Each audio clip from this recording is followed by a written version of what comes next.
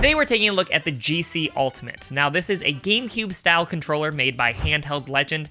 Their Kickstarter ended about a year or so ago, something like that. And about a month ago they started fulfilling orders, and starting today you will be able to get them on their website. Now Handheld Legend is great. I actually talked with Mitch about this almost 2 years ago, so it's really cool to finally get one in my hands. And this is not a paid review by any means, and I did not receive this for free. I backed the Kickstarter myself, so all of these opinions are going to be completely my own. Now, just a disclaimer, they are selling this as a kit. They are not sending you the finished product here. They will send it to you disassembled, and you do have to assemble it yourself. Now, it took me somewhere around 20-25 minutes to assemble, somewhere in that ballpark. It's very easy. It has all the tools you need. You might also need to have tweezers for one of the little parts, but honestly, pretty easy to assemble. If you can build Lego, you can build one of these. It does also come with a bunch of cool color options. I love the Spice Orange. And not only can you customize the shell kit, you can also customize the little gate plate here. So if you want to have this part to be blue and this part to be orange or something like that, you can also customize that part. Now, if you take a look at it compared to a GameCube controller, this is the official Nintendo Switch 2 GameCube wireless controller. They look, I mean, they're basically identical. It honestly feels exactly like a GameCube controller when you're holding it.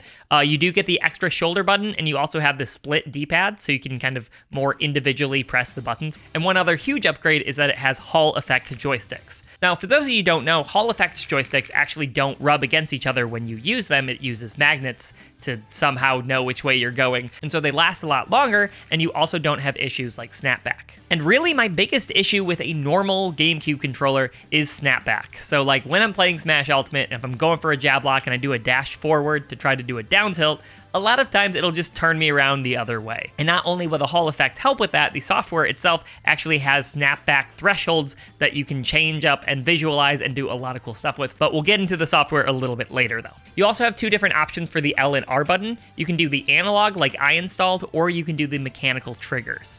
Now, it looked like those were a little bit harder to set up, and I would generally recommend doing that instead of the analog, but if you like the old school feel, or you just also are a little lazy and don't want to have to go through like one extra step, it looked like it was just a little more difficult. You know, and the Kickstarter kit came with both, so you could decide which one you wanted to use. Now, as you probably noticed, it has a USB Type-C at the top there, and I'm not sure if this was just the Kickstarter, but it came with a USB Type-C cable to USB, and of course you use that to charge. You can also change any settings connecting it to your computer, but you can also use it with a USB cable that has the Type-C to N64 or Type-C to GameCube adapter, which they have on their website. It also comes with two different swappable gate plates, so if you prefer the round, like the Pro Controller has, or if you prefer the octagonal, which the classic GameCube had, so you can kind of tell where you're at a little bit better, you can also switch it out to that. And it also has dual motion sensors, so if you're playing a game that requires a gyro on the controller, you can use it for that. And I don't believe I mentioned this earlier, it also has LED lights on the ABXY buttons and the analog stick, and you can also customize those as well. So if you want to have different settings, there's like a rainbow mode, or you just don't want them on, you can change that in the settings. There's also the LED light at the bottom here. It's blinking purple right now. It's not really showing up super well on the camera, but it is blinking purple very clearly, which means it's in the GameCube mode. The different light colors change what mode you're on, so currently it's on the GameCube settings. So if I plug it in, it'll register as a GameCube controller. And if I want to switch modes, all I need to do is power it off, and then, for example, if I wanted to enter N64 mode, I turn it on, and then while I'm turning it on, I will then hold the D-pad down button, and it'll blink yellow, as you can see right there. So it's blinking yellow now. It looks a little orange on the camera, but I can promise you it is yellow. And now it's in N64 mode. So all you need to do when booting it up is you change the corresponding one. It's on their website. I'll put it up here so you can kind of see it.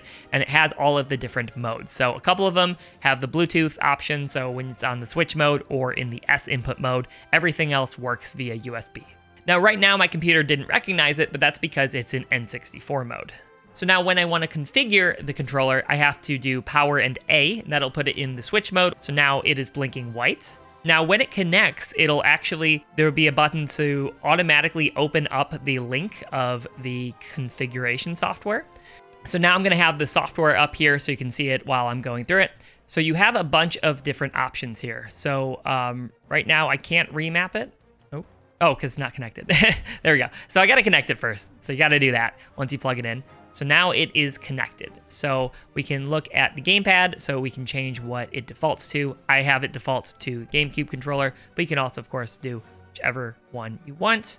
And then we can also remap everything. So you don't just remap it for the controller, you can remap for whichever input you want it to be in. So if you still want your GameCube controls, but you also want different N64 controls, you can do that as well, which is really cool. The joystick visualizer, we can, oh, here, I'll scroll down. We can visualize it as it goes around. So if there are any issues, you can see them. I did have to, I think the C stick was a little off when I first got it. And then I was able to kind of calibrate it, and it was totally fine after that. And I've had zero issues since. Now, I haven't dove super deep into the snapback filter and the cutoff frequency. I don't truly know exactly what that means. I have an idea. You can visualize it just like that. Up, down, left, right, all of those different things. And you can change that through the C stick. So the left one or the right one. So here's the C stick. Here's the analog stick. Very cool. You can change the RGB settings. So this is really easy as well. So, okay, now let's say I want this to be red. Now it is red. The lighting, it does not look, it is very red. Like, I don't know why it doesn't show up as red on the camera, but it is very red. And you can also do as the fairy mode. So it kind of like cycles through different stuff. So it looks pretty cool. React, is that when you, oh yeah, when you press the button, it like changes, which is pretty fun. But I mean, like, I'm not watching my controller when I'm doing that, but it is kind of satisfying to see it light up as you press them. You can also visualize the triggers as you press them. When I first installed it, my left trigger was kind of messed up. I think it got out of place when I was putting the shells together, and I couldn't tell when I was using it, but then when I went to the software, I could tell. So you can see the L and R, you can set different thresholds, dead zones, a lot of different things. You can also visualize it as you move it around, which is wild and very cool. So as I mentioned, it has the two gyros, so it can tell. You can also test the feedback for rumble and change the intensity. I'm not huge on rumble, but you can log in with a username. I don't know exactly what that changes, but you can also look at the battery information and make sure that everything is up to date. But the software is great, very easy. I played with this with Smash Bros. On the Switch 2, had absolutely zero issues.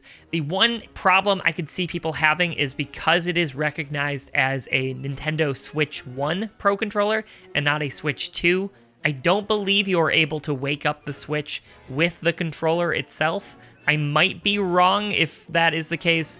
Someone correct me in the comments down below, but I do not believe you can wake your Switch up with the controller. So that might be a deal breaker to some, not a huge issue for me. I also kind of wish that the D-pad and the C-stick lit up, but honestly, pretty minor issue.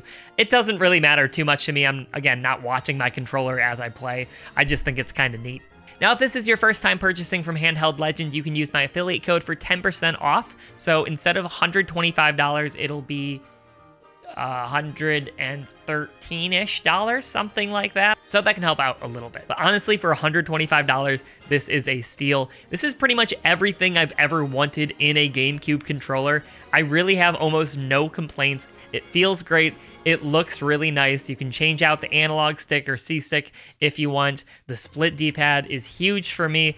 I really love this. Handheld Legends, this is an amazing controller. I would definitely recommend getting this if you have any interest in a GameCube style controller. If I experience any issues in the future, I will let you know in the pinned comment down below. Thank you guys so much for watching. Also, I don't know if you noticed, I moved recently, as you can tell by the different background here. I don't know if this is going to be my permanent setup, but it's what I got for right now. I'm also currently airing on Worst Cooks in America on the Food Network, so here's a quick little clip of that. If you want to watch me cook badly, you can watch me over there on the Food Network. So for those of you who don't know about my juggling career, that probably is very confusing for you. But thank you guys so much for watching. I'm going to try to upload more on this channel and my main channel. Hopefully I can get back into it now that things have settled down a little bit. And thank you also so much for all the continued support throughout all these years. I also just hit 30,000 subscribers as I'm recording this, so that is super exciting. And I'm just, really happy to start uploading a little bit more. But thank you again for watching. I'll see you next time.